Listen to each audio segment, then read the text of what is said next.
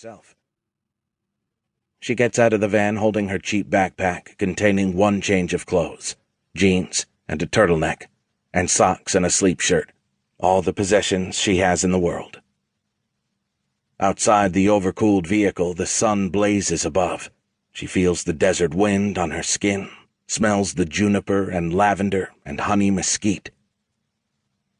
She could run now, before she checks in, before anyone steps forward to process her, before anyone can find out who she is.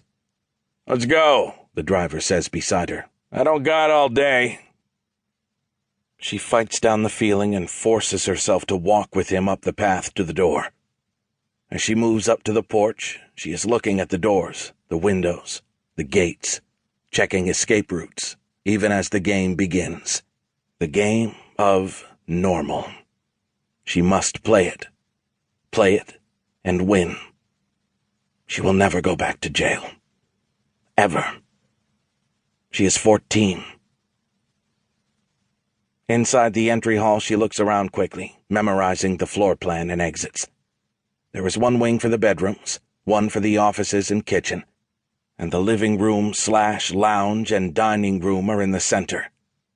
Across from the front door, there is a large round clock on the wall, so big it seems to be screaming the time. The group home director's office is immediately to the right. She steps in and gets the first look at her new jailer, Ms. Sharonda. The director sits behind a wide desk with neat stacks of papers and a thick, open file in front of her. She has a dark, regal face and suspicious eyes. Her mouth is a hard line. A warning. Don't mess with me. She is more than tough. There is an animal strength about her. There will be no slipping past this one. Miss Sharonda nods to the chair on the other side of the desk, and she sits, holding herself still.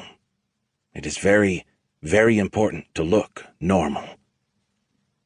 Miss Sharonda continues reading the file in front of her.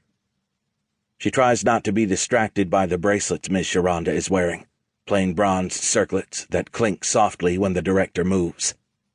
She has not seen pretty things in 2 long years.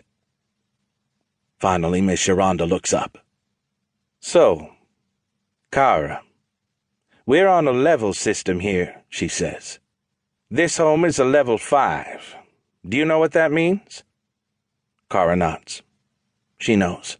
She is an expert on group homes and group home staff. She has lived in them since she was 9 years old. The homes are classified by levels that range from 1 to 14. She has been in every level. Levels 13 and 14 serve the most troubled children. They are basically small mental institutions. If this is a level 5, there is no psychiatrist on site, but one will come every week.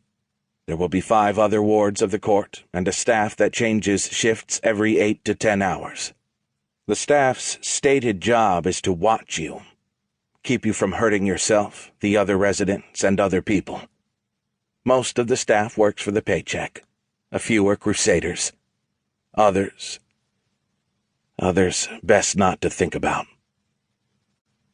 Miss Sharonda taps the file on her desk. "You got placed here because of good behavior in YA. If that changes, you're out of here." Cara nods. Miss Sharonda looks back at her sharply.